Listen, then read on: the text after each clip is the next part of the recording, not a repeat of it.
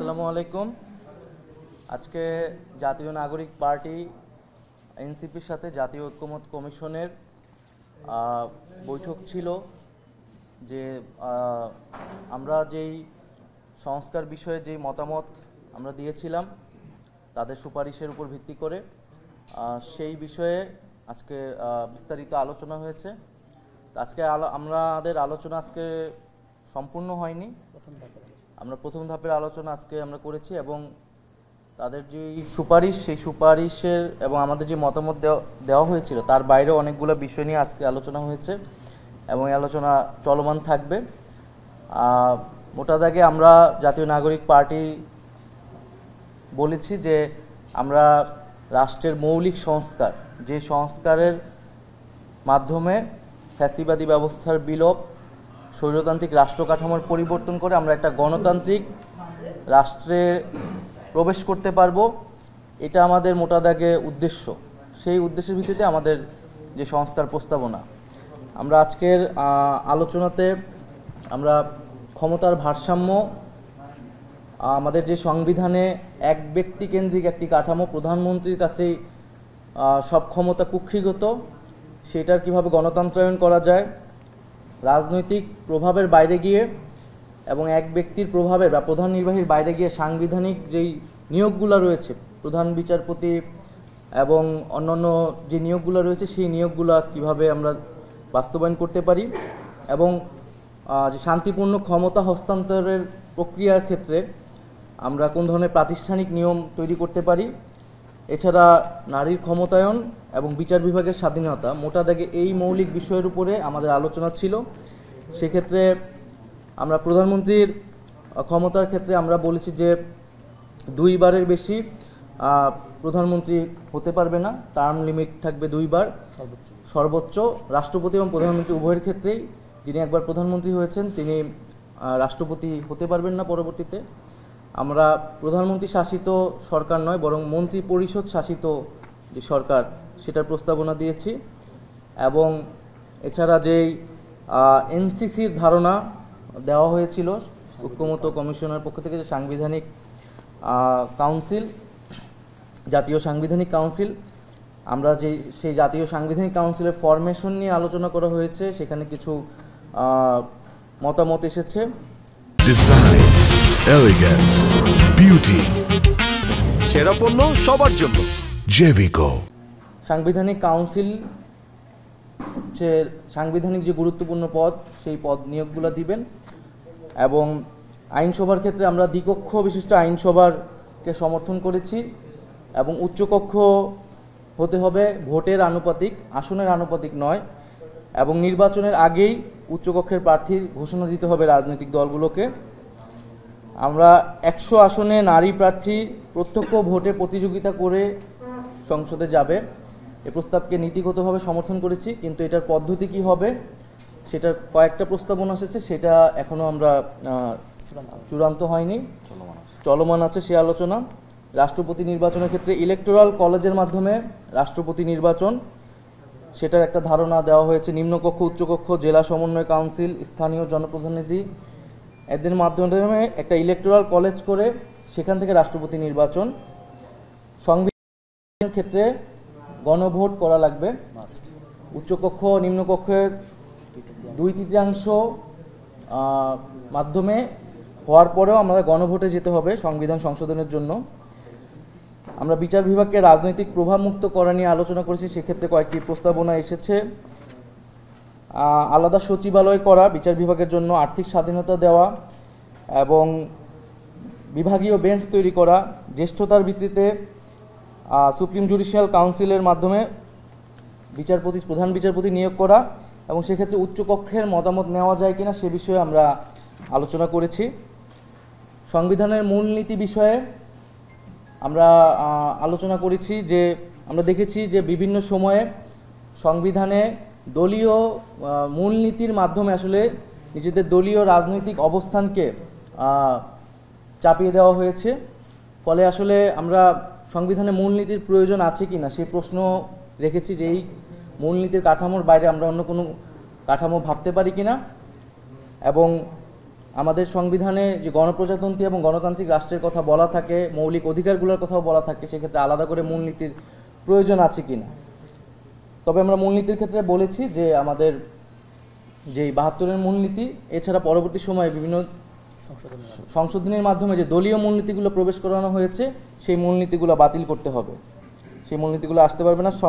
সংবিধানে প্রত্যেক জাতিসত্তার স্বীকৃতি এবং প্রত্যেক জাতি, ধর্মীয় জনগোষ্ঠী এবং এছাড়া বিভিন্ন নৃতাত্ত্বিক জনগোষ্ঠীর যেই স্বীকৃতি এবং অন্তর্ভুক্তি সেটার নিশ্চিত করতে হবে সংবিধানে। ইন্টারনেট প্রাপ্তির মৌলিক অধিকার হিসেবে স্বীকৃতি দিতে হবে।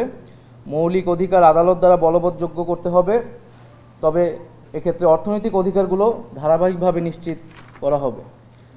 আর এছাড়াও এর আগেও আমরা বলেছি যে প্রার্থী বলেছি ভোটারের বয়স 16 বছর। ডেপুটি স্পিকার আমরা একজন প্রস্তাব করেছি এবং সেটা বিরোধী দল থেকে হবে। এবং এছাড়া আমাদের যেই অনেক বিতর্কিত বিষয় বা সমালোচনা যে ৭০-এর অনুচ্ছেদ, সংসদ সদস্যের স্বাধীনতা এবং সংসদ বা সরকারি স্থিতিশীলতা সাপেক্ষে আমরা ৭০-এর অনুচ্ছেদের সংস্কারের কথা বলেছি। সেক্ষেত্রে অর্থ বিলের কথা বলা হয়েছে এবং স্বাধীন কমিশনের মাধ্যমে নতুন করে সীমানা পুনর্নির্ধারণের প্রস্তাব আমরা দিয়েছি। সংসদীয় যে সীমানা রয়েছে সেটা আমরা বলেছি যে একটি স্বাধীন কমিশন করে এটা নতুন বরং নতুন করে এটা নির্ধারণ করতে হবে একটা স্বাধীন কমিশনের মাধ্যমে, নির্বাচন কমিশনের মাধ্যমে এটা করা হবে না। তো মোটা দাগে আমাদের আজকে এই বিষয়গুলো আলোচনা হয়েছে। এছাড়া যে পুলিশ সংস্কার কমিশনের স্প্রেডশিট দেওয়া হয়নি সে বিষয়ে আমরা উদ্বেগ প্রকাশ করেছি। এছাড়া আমাদের দুদক, পুলিশ সংস্কার কমিশন এবং জনপ্রশাসন সংস্কার কমিশন বিষয়ে আজকে কোনো আলোচনা হয় না, সেটা পরবর্তী যেদিন বৈঠক নির্ধারণ হবে সেদিন আসলে আলোচনা হবে।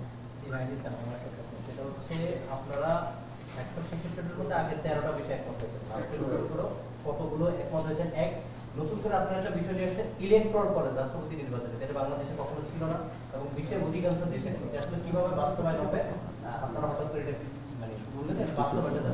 এটা আমাদের প্রস্তাব না, এটা কমিশনের প্রস্তাব, আমরা একমত হয়েছি এবং তাদের প্রস্তাবের সাথে আমরা অ্যাড করেছি। তারা বলেছেন যে আপনার নিম্নকক্ষ এবং উচ্চকক্ষের সংসদ সদস্য যারা তারা এবং জাতীয় মানে জেলা কাউন্সিল তাদের ভোটে হবে না। আমরা এটার থেকে আরও এগিয়ে গিয়ে বলেছি যারা স্থানীয় প্রতিনিধি তাদেরকেও যেন যুক্ত করা হয়, কারণ জেলা সমন্বয় কাউন্সিল হবে 64টা আর নিম্নকক্ষ উচ্চকক্ষ মিলিয়ে আপনার 500 মতো সদস্য, এদেরকে সহজেই প্রভাবিত করা সম্ভব। যদি এটার আওতা আরও বাড়ানো যায় তাহলে কিন্তু এটা আরও বেশি গণতান্ত্রিক হবে। তো সেই ক্ষেত্রে আমরা সেই প্রস্তাব, ওনাদের প্রস্তাবে আমরা একমত হয়ে আরেকটু আমাদের মন্তব্য যুক্ত করেছি, সেটা হচ্ছে স্থানীয় প্রতিনিধিদেরকে যুক্ত করা। এটা আমাদের প্রস্তাব না, তাদের প্রস্তাব, আমরা একমত হয়েছি। না, আমরা তো যেগুলো আজকের আলোচনার ব্যাপারটা হচ্ছে আমরা নতুন কোনো বিষয়ে একমত বা দ্বিমতের প্রশ্ন নাই। আজকে আমরা যে সকল বিষয়ে আমরা একমত হয়েছি এবং যে সকল বিষয়ে আমাদের দ্বিমত ছিল সেগুলো নিয়ে আরো বিস্তারিত আলোচনা হয়েছে, সেটার ব্যাখ্যা বিশ্লেষণ হয়েছে।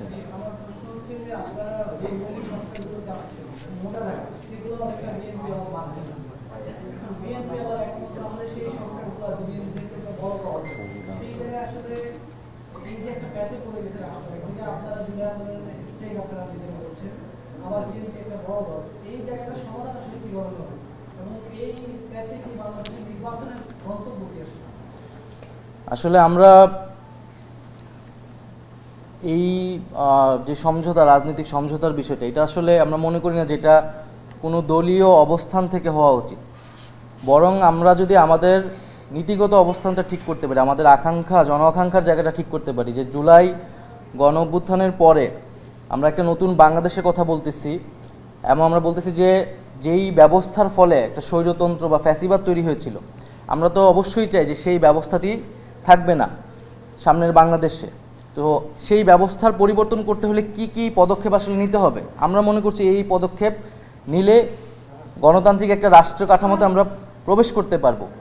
তো সেই জায়গা থেকে এটা জনগণই নির্ধারণ করবে, জনগণের সামনেই পরিষ্কার করতে হবে যে আসলে আমরা গণতান্ত্রিক একটা রাষ্ট্র কাঠামোয় যাব নাকি আমরা পুরনো রাষ্ট্র কাঠামো, পুরনো বন্দোবস্ততেই ফেরত যাব।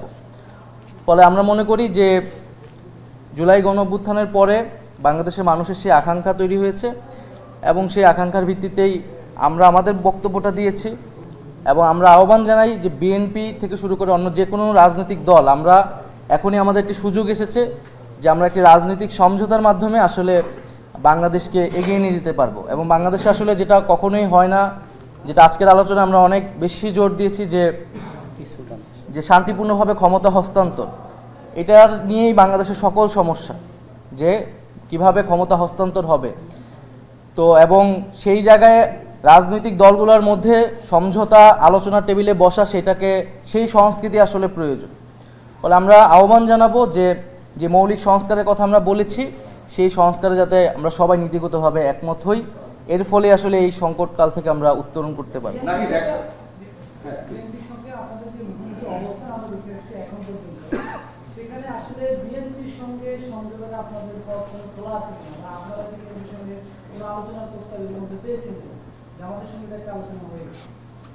জামাতের সাথে কোনো আলোচনা আপনাদের সঙ্গে বিএনপি আলোচনা করবে না, আগামী নির্বাচনের সঙ্গে এটা অনেকটা অফেন্সিভের কথা যে বিএনপি জামাত এনসিপি এক জায়গায় আসলে একটা সমাধানে পৌঁছাবে বাংলাদেশ। এখন দেখা যাচ্ছে বিএনপি আর জামাত মোটামুটি একদিকে চলে যাচ্ছে, সেই জায়গায় আপনাদের সঙ্গে বিএনপির পরামর্শ কি বলবো? এখানে আমাদের একটু কনটেক্সটটা ভিন্নভাবে চিন্তা করতে হবে। আমাদের যে কলোনিয়াল কনটেক্সটটা আছে সেখানে আউট অফ দ্য বক্সে গিয়ে আমাদের এই সময় একটু চিন্তা করতে হবে। কেন চিন্তা করতে হবে? আমরা সেই যে মূলনীতিগুলো আছে সেগুলোর ফ্রেমে যদি আমরা বাংলাদেশকে চিন্তা করি, সেই ফ্রেমের মধ্যে আমরা দেখেছিলাম যে ৭৫ পরে সে ফ্রেম থেকে রাষ্ট্রকে নতুনভাবে মুক্তি দেওয়ার জন্য কিন্তু সেই অ্যামেন্ডমেন্টের মধ্য দিয়ে, কনস্টিটিউশনের মধ্য দিয়ে একটা প্রক্রিয়া আমরা গিয়েছি। গত ৫৩ বছরে আমরা দেখেছি এই প্রক্রিয়ার মধ্য দিয়ে বাংলাদেশের ট্রানজিশন পাওয়ার, বাংলাদেশে কোনো উন্নয়ন রাজনৈতিক ক্ষেত্রে ঘটে নাই। সেই ক্ষেত্রে আমরা বলেছিলাম যে ৭১ পরে জনগণের একটা পরিবর্তন হয়েছে, কিন্তু সেই জনগণের পরিবর্তনকে যখন সংবিধানে স্থান দেওয়া হয় না, ৭৫ পরে এটা স্থান দেওয়ার চেষ্টা করা হয়েছিল, কিন্তু এটা সংবিধানের কাঠামোর মধ্য দিয়ে, অ্যামেন্ডমেন্টের মধ্য দিয়ে করা হয়েছিল, ফলত এটা টেকসই হয় নাই। ২৪-এর পরে আমাদের সেই সুযোগটা এসেছে, আমাদের সাস্টেইনেবল একটা প্রক্রিয়ার মধ্যে যেতে হবে। এই সাস্টেইনেবল প্রক্রিয়ার মধ্যে যেতে হলে রাজনৈতিক দলগুলোর কালচারাল যে কনফ্লিক্ট জোন সেটা থেকে বেরোয় আসতে হবে। এটা যত বড় দল হোক, জনগণের স্বার্থে, শহীদদের স্বার্থে, আহতদের স্বার্থে সে জায়গায় সবাইকে একটা বোঝাপড়াতে আসতে হবে। এই বোঝাপড়াতে যখন আমরা আসব, তখনই আসলে আইনের যে প্রয়োগগুলো সেগুলো আমরা সমাজে বাস্তবায়ন করতে পারবো। তো আমরা মনে করি জনগণের মধ্যে একটা চরিত্রগত পরিবর্তন হয়েছে, জনগণের মধ্যে একটা আকাঙ্ক্ষা তৈরি হয়েছে, পরিবর্তনের সুযোগ এসেছে। সেই পরিবর্তনের সুযোগটাতে সবাই একসাথে অংশগ্রহণ করেছিল মাঠে। ৫ তারিখে আমরা অংশগ্রহণ করেছিলাম, আগামীতেও সবাই অংশগ্রহণ করবে। কিন্তু এই অংশগ্রহণ করে জায়গা থেকে কেউ যদি ক্ষমতার লোভ অথবা অন্যান্য কারণে বেরিয়ে পড়ে, আমরা মনে করি এই সুযোগটা জনগণের সামনে সেই সুযোগটা তারা মিস করবে। এজন্য সকল দল, পক্ষ, গোষ্ঠী এবং জনগণের কাছে আহ্বান থাকবে, আপনাদের সামনে সকল কিছু, আপনাদের সামনেই জনতার আদালতে সংস্কার কার্যক্রমের বিচার হবে এবং এই সংস্কার কার্যক্রমের মধ্য দিয়ে সামনে বাংলাদেশটা এগিয়ে যাবে। তবে তরুণরা বাংলাদেশের এবং বড় অংশে যারা ওমেন সোসাইটি রয়েছে তারা ঐক্যবদ্ধ, প্রতিশ্রুতিবদ্ধ এই জায়গায় বাংলাদেশকে একটি নতুন জায়গায় নিয়ে যাবে। তা আমরা আশা করি পক্ষ গোষ্ঠীর রাজনৈতিক দলগুলো এই বোঝাপড়াটায় আসবে। এটা আমাদের কাছে বোঝাপড়া না, এটা কন্টাক্ট পয়েন্টটা হলো জনগণ, জনগণের কাছে কমিটমেন্ট। জনগণের কাছে কমিটমেন্ট যেহেতু জনগণ চেয়েছে নতুন একটি ব্যবস্থা, নতুন একটি সংস্কার, নতুন একটি পরিবর্তন, ফলত সকলকে জনগণের কাছে, যেহেতু আমরা ভোটের জন্য যেতে হবে, জনগণের কাছে সেই দায়িত্ববোধ তাদের থাকবে। Contact point not political party, contact point হলো আমাদের কাছে জনগণ। ওই কমিটমেন্টের জায়গা থেকে আমরা কাজ করছি এবং আমাদের কোনো দলীয় এজেন্ডা বা দলকে কিভাবে ক্ষমতা নেওয়া যাওয়া, কিভাবে ক্ষমতার অপব্যবহার বা অপচর্চা, দুর্বৃত্তায়নকে কিভাবে সংসদে নিয়ে আসা, এগুলো পরিহার করে কিভাবে জনগণের মূল রাইট যেটা রয়েছে সেটাকে আমরা সংসদে প্রতিষ্ঠা করা, ওই জায়গা নিয়ে আমরা কাজ করছি। যারা পুরোমুখী আঁকড়ে ধরে থাকতে চাইছে আপনারা বলছেন এবং বলছেন যে তাদের কন্ট্রাক্ট জায়গাটা হচ্ছে জনগণ হওয়া উচিত, সেই তাদের সঙ্গে যে ঐকমত্যের জায়গাটা সেটা তো দরকার। সেই জায়গায় হচ্ছে যে তাদেরকে আপনাদের সাথে এই জায়গায় অ্যালাইন করবে কে? তারা ঐকমত্য কমিশনের সঙ্গে বৈঠক হচ্ছে, তারাও এসেছে, আপনারাও এসেছেন, একই বিষয়গুলো নিয়ে কথা হচ্ছে, তাদের দ্বিমত আছে, আপনাদেরও মতামত আছে। সেই জায়গায় আপনাদের দিক থেকে কোনো ইনিশিয়েটিভ কি থাকবে এই দলগুলোর সাথে? এটা দুইটা আলোচনা, একটা হলো প্রথম পেজের আলোচনা হচ্ছে, এই আলোচনার মধ্যে যতগুলো বিষয় আমরা ঐক্যমত হতে পারবো, যে মেজর ইস্যুগুলোতে সেগুলো অটোমেটিকলি চলে যাবে। তবে আমাদের এখানে পরবর্তী সংসদে রেটিফাইয়ের একটা বিষয় রয়েছে, সেটা নিয়েও পরবর্তীতে প্রসেসটা নিয়ে আলোচনা হবে। তবে আমরা যেহেতু বলেছি এই সময় আমাদের বড় একটা মৌলিক সংস্কারের প্রয়োজন, সেখানে ভারসাম্য ক্ষমতা আনয়ন এবং যাতে একই ব্যক্তি দুইবারের পর আর প্রধানমন্ত্রী না হতে পারে এবং তাকে জবাবদিহিতা বা অ্যাকাউন্টেবিলিটির জায়গা নিয়ে আসা, ওই জায়গাটা দ্বিতীয় পর্যায়ে একটা আলোচনা শুরু হবে। এবং দ্বিতীয় পর্যায়ে যখন আলোচনাটা শুরু হবে তখন যে বিষয়ে দ্বিমত, এখন যে বিষয়ে একমত আমরা হতে পারবো এই বিষয়গুলো আমরা একটা পর্যায়ে পৌঁছে যাব। আর দ্বিতীয় যে রাউন্ডে আলোচনাটা শুরু হবে দ্বিমত বিষয় বা ছোটোখাটো যেখানে আংশিকভাবে দ্বিমত রয়েছে সেগুলো নিয়ে আমরা আলোচনা, ইনডোর আলোচনাতে ইন্টেন্স সবাই একসাথে বসে একটা আলোচনা। এখন কিন্তু সবার সাথে আলাদা আলাদা করে বসা হয়েছে, পরবর্তী রাউন্ডে সবাই এক টেবিলে বসে আমাদের মধ্যে সেই আন্ডারস্ট্যান্ডিংটা আমরা একসাথে আসতে পারবো বলে আশা করি। নাহিদের কাছে একটা প্রশ্ন আছে, সেটা হচ্ছে আপনারা যেমন 166 এর মধ্যে মূলনীতির বিষয়টা ছিল না, সেই জায়গায় আমরা ধরে নিতে পারি আজকে আপনারা এই বিষয়টা উত্থাপন করেছেন। আপনি বলেছেন এটা প্রয়োজনীয়তাই বা কি, আবার পরে আবার আপনি বলছেন যে এগুলো বাতিল করা যায় কিনা। আপনি এই জায়গাটা একটু ক্লিয়ার করবেন যে আপনারা কি প্রয়োজনীয়তা নিয়ে প্রশ্ন তুলেছেন নাকি বাতিল চাই? আপনারা কি চান না যে মূলনীতিগুলো থাকুক? না, মূলনীতিতে সংস্কার ঐক্যমত কমিশন থেকেই প্রস্তাবনা ছিল যে 4 মূলনীতি বাতিল করা, এবং ওনারা 5 মূলনীতির একটা প্রস্তাবনা দিয়েছে। তো আমরা সেখানে তো শুধু টিক চিহ্ন দেওয়ার এবং ছোট মন্তব্য করার সুযোগ ছিল। তো সেই জায়গায় আমরা বলেছি যে 4 মূলনীতি, যা 72-এর যে 4 মূলনীতি বাতিল করা, সেটাকে আমরা সমর্থন করি। এবং এটা আমরা বহুবার বলেছি যে আমরা কেন 72-এর মূলনীতিকে বাতিল চাই। আর এর পরিবর্তে যে তারা যে 5 মূলনীতি বলেছেন, আমরা সেখানে বলেছি যে বহুত্ববাদের যে বিষয়টা, সেটার আরও পরিষ্কার ব্যাখ্যা বা সংজ্ঞায়নটা কি সেটা আমরা তাদের কাছে জানতে চেয়েছি, এবং তারা বলেছেন যে সেটা নিয়ে তারা আরও আলোচনা করবেন এবং এটার ব্যাখ্যা দিবেন। আর এর বাইরেও আমরা বলেছি যে আমরা এখন দেখছি 5ম সংশোধনী মাধ্যমে আবার প্রচেষ্টা আছে। সেই জায়গায় আমরা বলেছি যে এই মূলনীতির মাধ্যমে বিভিন্ন সময় আমরা দেখেছি যে দলীয় রাজনৈতিক অবস্থান বা দলীয় মূলনীতিকে চাপিয়ে দেওয়া হয়েছে সংবিধানে, হয়েছে। বরং একটা আমাদের এমন একটা জাতীয় ঐক্যমতের জায়গায় আসলে থাকা উচিত ছিল, যে আদর্শিক জায়গাটা কোনো নির্দিষ্ট দলের বা কোনো নির্দিষ্ট জনগোষ্ঠীর কোনো আদর্শ বা মূলনীতি এখানে থাকার সুযোগ নেই। সেই জায়গায় আমরা প্রশ্ন করেছি ঐক্যমত কমিশনের কাছে যে মূলনীতি বাইরেও আমরা সংবিধানকে ভাবতে পারি কিনা। কারণ আমরা সংবিধানে রিপাবলিকের কথা বলছি, আমরা গণতান্ত্রিক কথা বলছি, যার মাধ্যমে রাষ্ট্রের জনগণের অধিকার কিভাবে নিশ্চিত হবে, কিভাবে একটা অন্তর্ভুক্তিমূলক রাষ্ট্র হবে। এর বাইরে আবার মূলনীতির প্রয়োজন আছে কিনা। কারণ মূলনীতির যেই বাংলাদেশ আমরা দেখেছি সেটা আসলে খুব সুখকর অভিজ্ঞতা আমাদের জন্য হয়নি আর কি। তো এই বিষয়ে আসলে কোনো চূড়ান্ত কিছু আজকে হয়নি, আজকে আলোচনা হয়েছে। না, আজকে তো এই বিষয়ে আসলে আলোচনা হয়নি, কারণ এই সংস্কারগুলো আমরা আসলে কিভাবে করব, পদ্ধতির জায়গা হচ্ছে তখন আমরা বলতেছি গণপরিষদ নাকি এটা সংশোধনীর মাধ্যমে হবে নাকি গণভোটের মাধ্যমে হবে, এই বিষয়ে আজকে আলোচনা হয়নি। আমাদের পূর্ব অবস্থান তো এটা যে গণপরিষদের মাধ্যমে হতে হবে, এবং আজকে শুধু আসলে কি কি সংস্কার ঐক্যমত হতে পারি সেই বিষয়টা আলোচনা হয়েছে।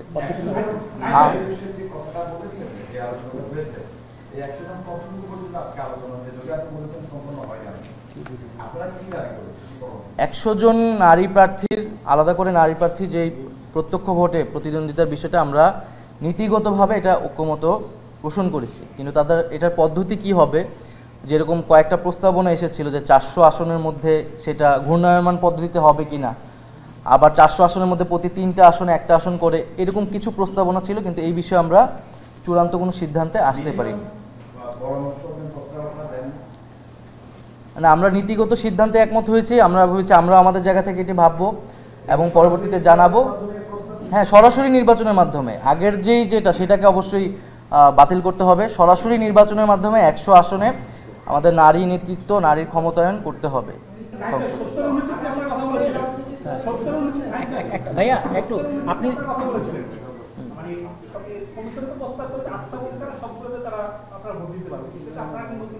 না, কমিশনের প্রস্তাবে ছিল অর্থ বিল। একটু ক্লিয়ার করি, এটা আমাদের পজিশনটা। কমিশন আমাদেরকে প্রস্তাব করেছে যে অর্থ বিল ব্যতি রেখে অন্যান্য ক্ষেত্রে দলের বিরুদ্ধে ভোট দেওয়া যাবে, সংসদ সদস্যরা দিতে পারবে।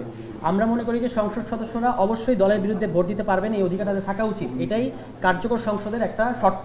কিন্তু অর্থ বিল অর্থাৎ বাজেট এবং অনাস্থা, মানে যেটার মধ্যে দিয়ে সরকার পরিবর্তন কিংবা সংসদকে অস্থিতিশীল করা হয়, এই দুটো ক্ষেত্র বাদে অন্যান্য যে কোনো ক্ষেত্রে সংসদ সদস্যরা দলের বিরুদ্ধে ভোট দিতে পারবেন।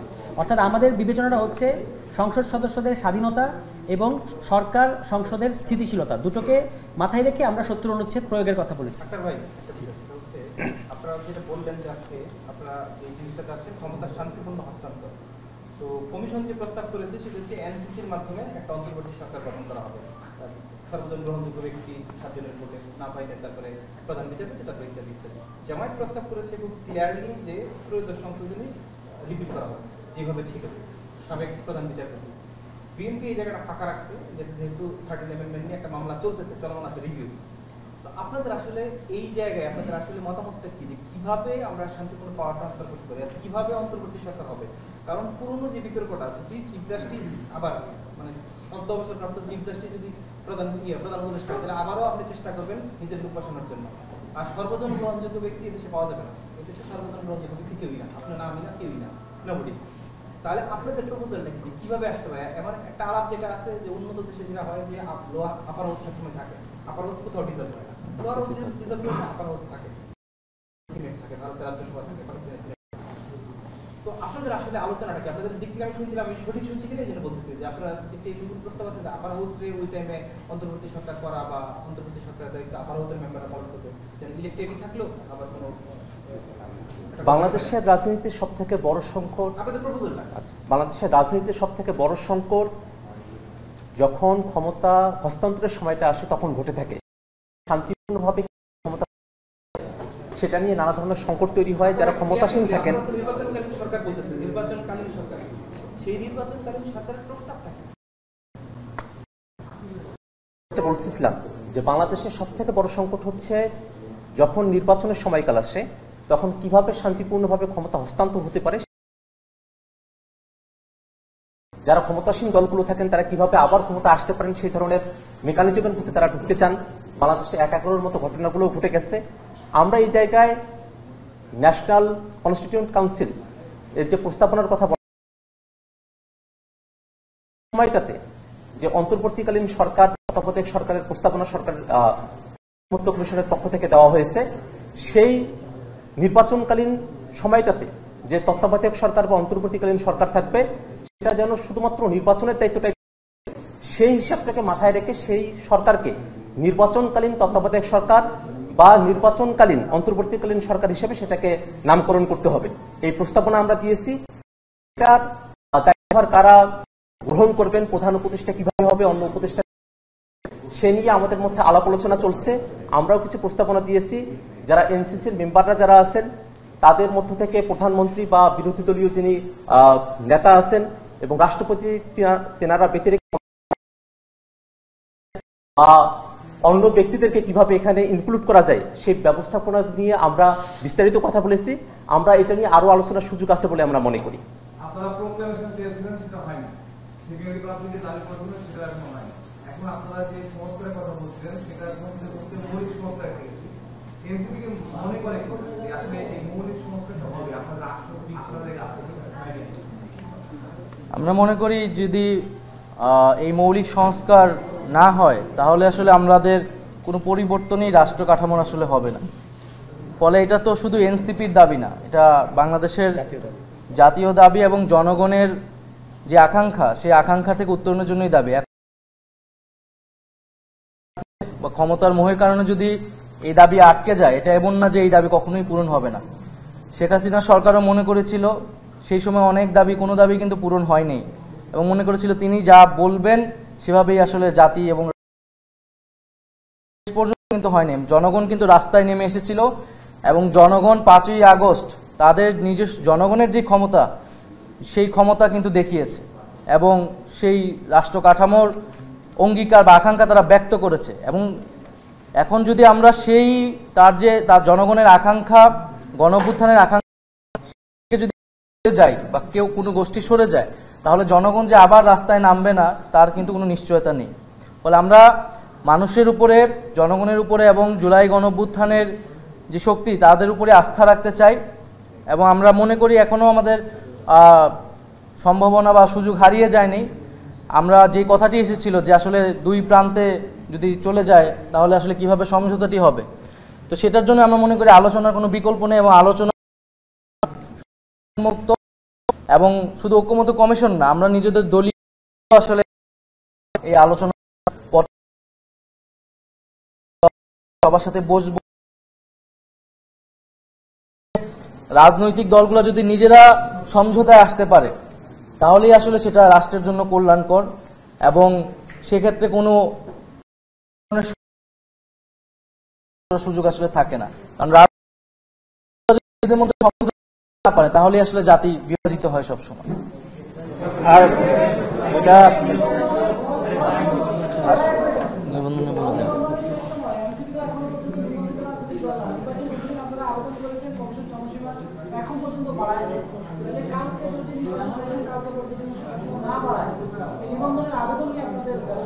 আমরা আগে থেকে বলে আসছি যে সংস্কার প্রক্রিয়ার মধ্য দিয়ে যদি এই নির্বাচন কমিশন যদি না যায় তাহলে একটি স্বৈরতান্ত্রিক ব্যবস্থা আমাদের বাংলাদেশে গড়ে উঠবে। এবং আমরা বরাবরই বলে আসছি 2008 এবং 2022 সালে যে নিয়মগুলো রয়েছে, যে সার্চ কমিটির যে নীতিমালা রয়েছে, সে একই নীতিমালা দিয়ে বর্তমান নির্বাচন কমিশনার যারা আছে তারা নিয়োগ পেয়েছেন। এটা কোনো সংস্কারের অবস্থা আমরা দেখিনি।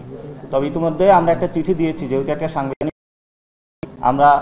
সাংবিধানিক প্রতিষ্ঠান হিসাবে তাদের কাছে সংস্কারের কিছু প্রস্তাবনা তুলে ধরেছি, এবং সেই বিষয়গুলো সংস্কারের মধ্য দিয়ে যাতে বাংলাদেশের সকল জনগণকে রাজনৈতিক দল গঠনের অধিকারটা প্রতিষ্ঠা করা হয় সে বিষয়ে কথা বলেছি। আগামীকালকেও চিফ ইলেকশন যে কমিশনার রয়েছে ওনার সাথে আমাদের নাগরিক পার্টির একটি মিটিং রয়েছে দুপুর 12টায়। আমরা সেখানে আরো ডিটেলস কথা বলবো, যেটার মধ্য দিয়ে আমরা আশা করি একটা পর্যায়ে আজকে গুরুত্ব দিয়ে বলেছি বাংলাদেশের ক্ষেত্রে যে রাষ্ট্র দলের জনগণের জন্য রাষ্ট্র গঠন হয়েছে। এই জন্য রাষ্ট্র যখন আমরা রিপাবলিক বলি এটার সাথে অটোমেটিক ডেমোক্রেসি অনেক কিছু বিষয় একসাথে এসে যায়, কিন্তু এই রাষ্ট্রের মধ্যে যখন দলের পতাকা বা এজেন্ডা লাগিয়ে দেওয়া হয় তখনই রাষ্ট্র বিভিন্ন ক্ষেত্রে রাষ্ট্রকে স্বৈরতান্ত্রিক ব্যবস্থা নিয়ে রাষ্ট্রকে ব্যবহার করে। সেই জায়গা থেকে আমরা আজকে বলেছি রাষ্ট্রের যে রীতিমালাগুলো রয়েছে ন্যাশন স্টেটে, সেখানে এই রাষ্ট্রের সাথে কোনো দল এসে যাতে তাদের এজেন্ডাগুলো বা নীতিমালা মতাদর্শগুলো জুড়ে না দিতে পারে সেই বিষয়ে আমরা আজকে জোরালো বক্তব্য রেখেছি, এবং এই বিষয়ে আমরা কম্প্রোমাইজ সিচুয়েশনে যাব না সেটাও দ্বিধাহীনভাবে আমরা ব্যক্ত করেছি। ধন্যবাদ সকলকে।